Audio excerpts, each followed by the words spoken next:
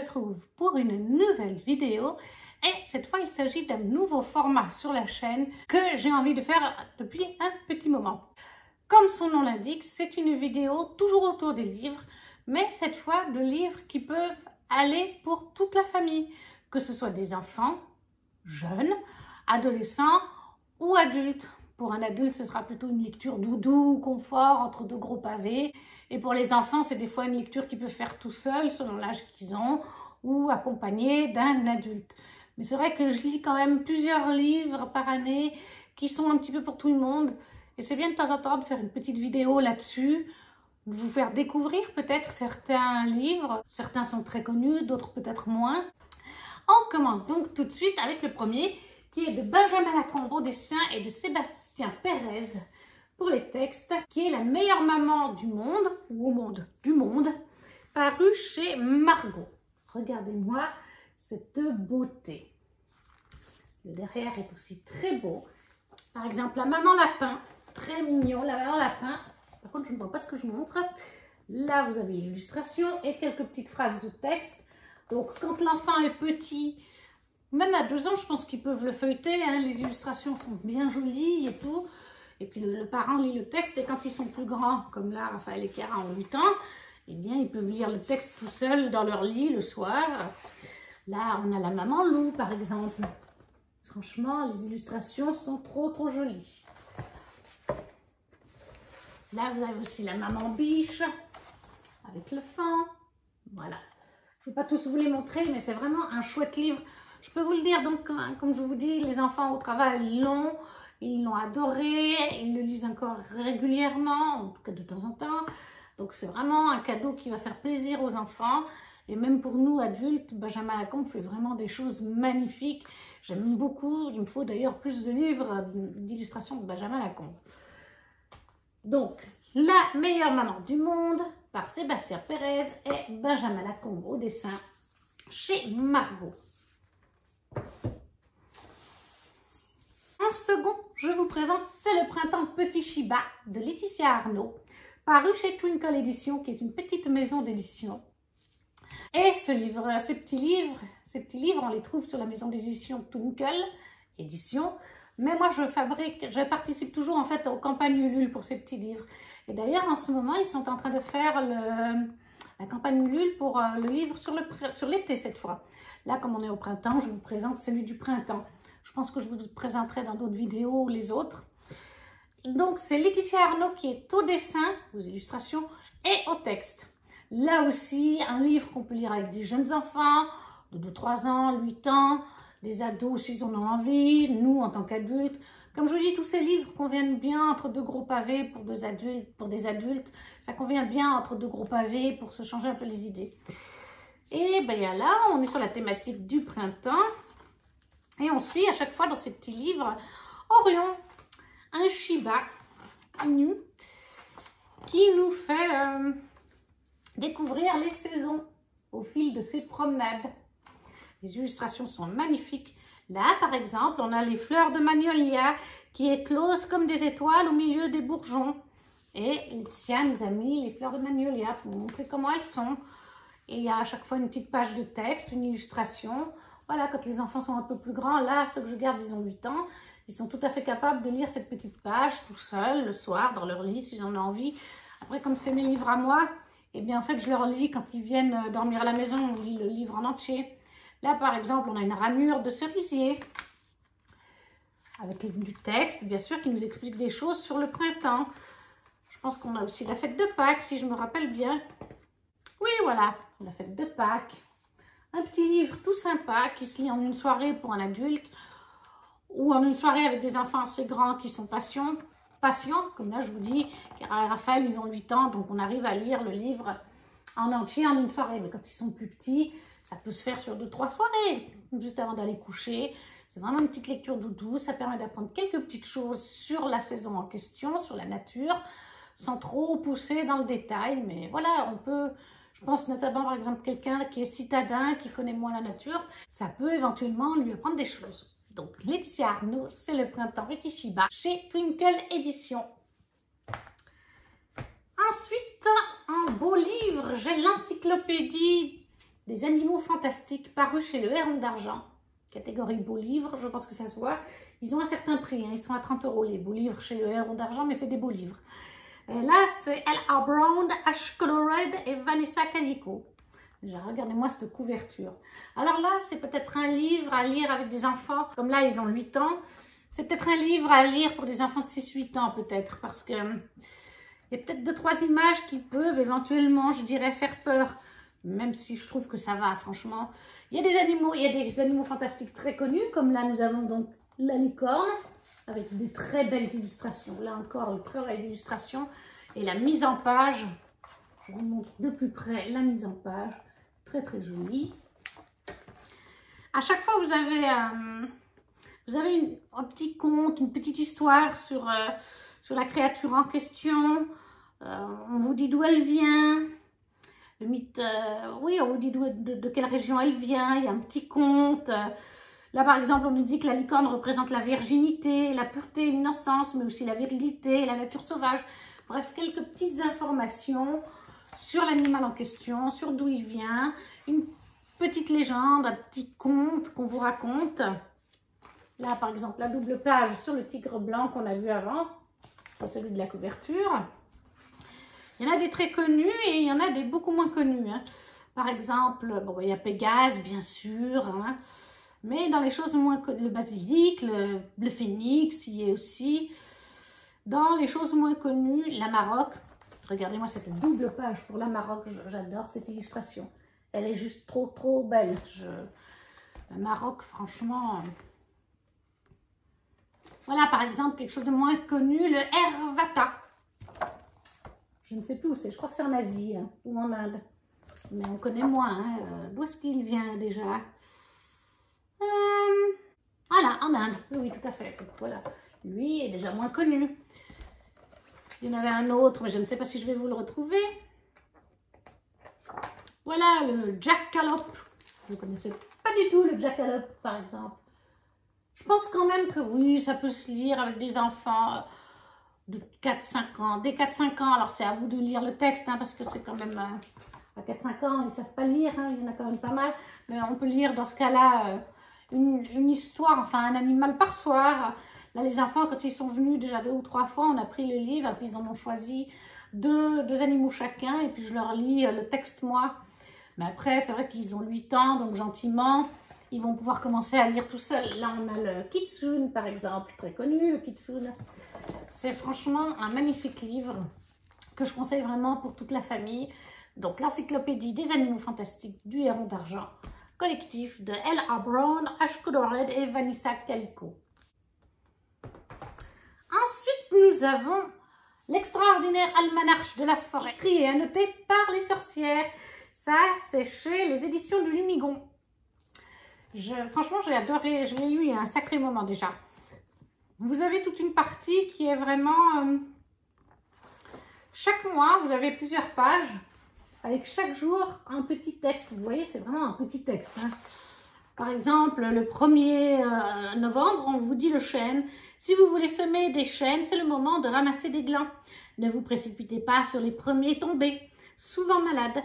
Conservez vos glands dans un sac rempli d'humus et attendez qu'ils germent. Après, vous avez des proverbes, des fois, comme « Il n'y a point de forêt sans arbre tordu ». Vous avez des petites illustrations, comme vous pouvez voir, en noir et blanc la plupart du temps.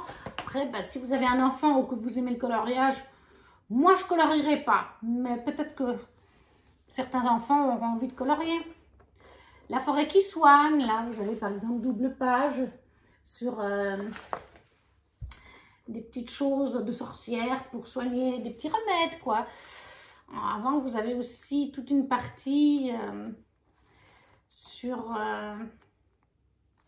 vous avez des magnifiques doubles pages en couleur quand même, de temps en temps.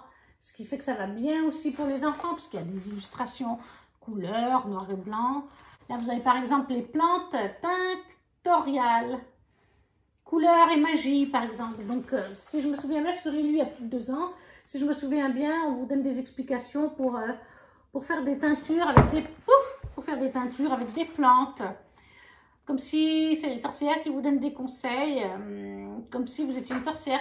Comment faire un herbier, par exemple. Là, on vous donne des explications aussi. Non, il est vraiment chouette. Il y a plein de choses à savoir, par exemple. Qu'est-ce qu'on peut chercher d'autre?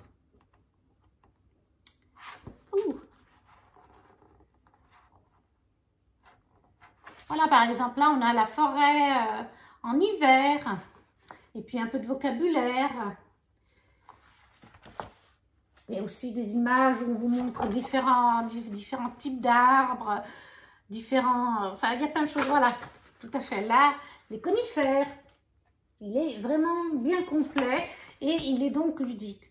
Encore une fois, vous êtes adulte, vous avez envie de lire 2-3 pages entre deux pavés chaque soir ou avec un enfant, le petit truc chaque jour, la petite case comme je vous ai montré au début. Et puis de temps en temps, une double page de texte, c'est tout à fait faisable. C'est un moment agréable. Et là, en plus, on apprend un petit peu quand même des choses sur la nature, sur la forêt. Surtout quand on ne connaît pas beaucoup comme moi. Donc, l'extraordinaire almanach de la forêt, écrit, illustré et annoté par les sorcières chez les éditions du Lumignon. Après, on va passer sur une BD cette fois. Le grimoire d'Elfie, paru chez Draco, c'est le tome 1, il y a 3 tomes actuellement, c'est de Arleston, Alouette et Mini Ludvin. Regardez déjà la couverture. Et alors ce tome 1, moi je l'ai lu avec Chiara et Raphaël au travail, ils ont beaucoup aimé. Et j'en ai aussi parlé à une mamie d'un petit garçon, qui est le copain de Chiara et Raphaël. Et elle a en effet trouvé cette BD au Salon du Livre de Genève avec sa petite fille. Et elles l'ont pris du coup, et elle m'a dit, en effet, les planches sont super mignonnes. Je trouve les couleurs, les dessins, c'est doudou à souhait. Par exemple, vous avez des pages comme ça. Et après, vous avez la BD classique. Hein. J'adore les tons de la BD, comme je vous dis. Le style des illustrations. Ça me plaît énormément. C'est tout ce que j'aime. En plus, on est sur des sœurs. On y suit 3 sœurs. Enfin, on suit Elfie surtout. C'est la plus jeune des 3 sœurs. Elle a 2 grandes sœurs, Magda et Louette, je crois. Et elles sont orphelines parce que leur maman est décédée dans l'incendie de leur maison. Il me semble d'ailleurs que c'est lors de l'incendie de cette maison que Magda, la sœur du milieu, a perdu une jambe et qu'elle se retrouve d'ailleurs avec une jambe mécanique, hein, une fausse jambe. Donc en plus, on a un personnage qui est handicapé, qui a un handicap. Donc ça met l'accent sur les personnes qui ont une jambe en moins, un bras en moins, ils peuvent se sentir représentés dans cette BD. Et ça explique aux enfants, voilà, que des fois, on peut avoir un bras en moins, une jambe ou un pied en moins, mécanique. On peut vivre avec une fausse jambe. Il y a des choses qu'on peut faire, d'autres non. C'est un petit peu mis l'accent dessus, mais c'est léger, hein, parce que Magda est un personnage secondaire, mais c'est présent. Et donc, ces 3 sœurs sont au début du récit, Magda et Elfie, qui sont mineures, vivent chez leur tante. Et leur sœur débarque un jour, elle est majeure, elle débarque avec un bus rouge, les bus londoniens à 2 étages. Au rez-de-chaussée de ce bus, le voilà, vous le voyez ici, le rez-de-chaussée de ce bus, Louette l'a aménagé en librairie et le premier étage du bus est leur petit appartement de camping quelque part. Il y a une petite chambre avec 3 lits superposés, une petite salle de bain, une petite kitchenette.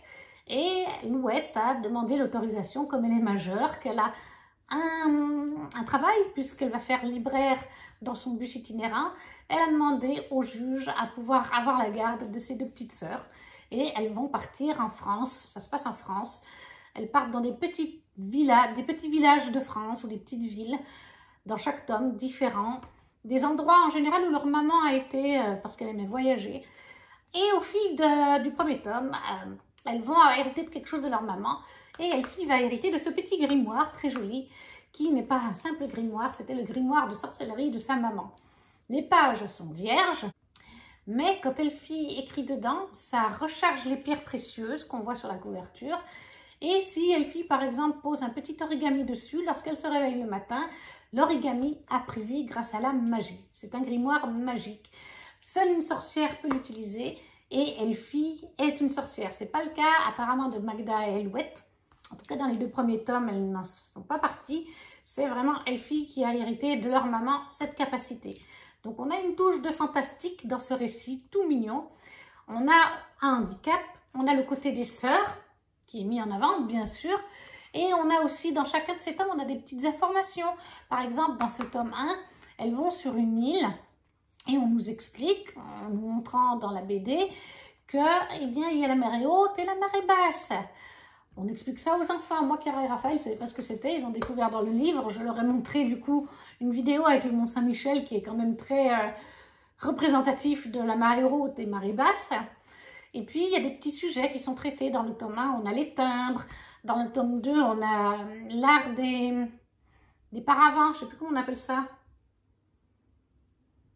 Vous savez, pour s'éventer, les éventails, voilà. On nous explique, moi je savais ça, quelqu'un me l'avait expliqué il y a quelques années, qu'il y a tout un code à l'époque pour les éventails. Vous le mettiez d'une telle façon, ça voulait dire que vous étiez amoureux de la personne. Vous le mettiez d'une autre, ça voulait dire que vous ne vouliez pas parler à celle-là. Il y avait des codes pour ça aussi. On vous présente des petits sujets comme ça. Alors c'est pas approfondi, mais ça, pour des enfants, ça amène des petits plus avec le côté famille, avec le handicap de Magda, avec le côté magique, ludique, voilà. C'est vraiment une BD que je recommande à toute la famille, encore une fois. Moi, Chiara et Raphaël ont adoré et du coup, la mamie et sa petite fille qui l'ont pris au Salon du Livre de Genève ont aussi beaucoup aimé la BD. Donc, Le Grimoire d'Elphie, 3 tomes actuellement, paru chez Dracou, de Arleston, Alouette et Minute 20. Le dernier livre pour cette vidéo, il s'agit de Mon hiver cosy de Caroline Millet. Et il est illustré et écrit par Caroline, exactement comme Laetitia Arnaud pour celui du printemps. Là, je vous ai pris celui de l'hiver parce que j'ai automne et hiver. À peu près, elle en fait un par an, Caroline. Là, elle a sorti celui sur le printemps il y a quelques semaines. Il faudrait que je me le procure, mais financièrement, c'était un peu trop serré avec le décès de maman. Je le prendrai plus tard. Mais du coup, je vous présente celui de l'hiver. Alors, tout n'est pas pour tout le monde dans celui-là. Il y a des sections qui sont plutôt pour les adultes, mais il y a beaucoup de sections qui sont aussi pour les enfants. L'ouvrage est absolument magnifique. Là, vous avez un petit sommaire. Comme je vous ai dit, c'est tout Caroline Millet qui a illustré. Vous avez par exemple des fêtes qui sont expliquées comme Yule. Ça, c'est pour toute la famille. Les fleurs et les feuillages. Vous avez du hou, du sapin, de l'eucalyptus. Là aussi, ça c'est le côté qui est pour toute la famille, qui vous explique des choses, d'autres, voilà, encore d'autres plantes ici. Et vous avez toutes les photos, enfin toutes les photos non, toutes les illustrations qui vont avec de Caroline. Donc, encore une fois, très intéressant. Décoré à Noël, voilà, elle vous donne des conseils, il y a des bricolages à faire aussi. Après, elle vous donne une liste de films de Noël. Après, par contre, bah, par exemple, c'est peut-être, il y a des choses qui vont bien pour les enfants, comme Noël de Mickey, Harry Potter, après pas quand on est tout jeune, mais Super Noël, le miracle de la 34e rue, après The Holiday, Love Actually par exemple, c'est peut-être pas trop pour les enfants. Là, il y a à prendre pour les enfants et pour les adultes, c'est un peu mélanger les deux. Là, il y a comment faire des petits cadeaux par exemple. Et vous avez aussi beaucoup de pages sur Noël, où on vous fait des recettes. Là, vous avez les croissants aux amandes, les sablés spirales vanille chocolat, qu'on retrouve facilement à Noël. Ça, c'est vraiment à faire en famille avec les enfants. Sablés à la confiture, des fruits déguisés. J'en ai déjà fait avec Chiara et Raphaël, d'ailleurs. De celui d'Halloween, il me semble qu'on avait fait. Des étoiles à la cannelle, des muffins. Là, vous avez une autre fête qui est expliquée. Là, vous avez la galette des rois, les gaufres lyonnaises. Là, vous avez l'hiver au jardin, par exemple. Bref, encore une fois, il y a beaucoup de pages qui peuvent correspondre aux enfants. Peut-être pas tout, comme je vous dis, certains films. Il y a aussi les séries télé, il me semble. Là, je ne vous ai pas montré, mais je crois qu'il y a aussi les séries télé, les musiques de saison. En tout cas, les séries, il y a... C'est sûr que voilà, certains films et séries ne sont pas pour les enfants, c'est des conseils plutôt pour les ados et adultes. Mais ça reste un livre qui peut se mettre entre les mains des enfants facilement pour leur apprendre des petites choses, en l'occurrence pour celui-là, sur les fêtes de fin d'année et la saison d'hiver, tout simplement. Donc ça, c'est Mon hiver cosy de Caroline Millet. C'est de l'auto-édité, hein, je ne vous l'ai pas dit, c'est de l'auto-édité. Ça ne se trouve que sur le site de Caroline. Vous aurez bien sûr le lien en barre d'infos. Et voilà, on a terminé cette petite vidéo. Je vous ai présenté 6 petits livres que vous pouvez lire avec des enfants. Comme je vous dis, dès 2 ans, la plupart de ces livres, ça va. Après, bon, ben, il faut que l'enfant aille... Il faut peut-être parfois lui expliquer un petit peu des choses. Hein. S'ils ont 2 ans, ils ne comprennent peut-être pas tout, mais ça reste un moment sympa. Moi, je sais que la plupart de ces livres, enfin, comme Benjamin Lacombe, Mon hiver cosy, j'ai aussi lu un petit peu avec Chiara et Raphaël, les grimoires d'Elfie aussi. Pratiquement tous ces livres, Chiara et Raphaël les ont lus avec moi ou une partie de ces livres et ils ont bien apprécié. Donc, franchement, puis nous, en tant qu'adultes, ça nous permet de nous changer les idées. Et voilà, la vidéo est donc terminée. N'hésitez pas à me dire en commentaire si vous connaissez ces livres, s'ils vous font envie, si vous avez des enfants, s'ils vous donnent l'idée de les lire avec eux. Si vous ne savez pas quoi dire, c'est juste un petit emoji. N'oubliez pas de liker aussi la vidéo, de vous abonner si ce n'est pas déjà fait, partagez autour de vous. Et nous, on se retrouve très vite pour une prochaine vidéo. Ciao, ciao!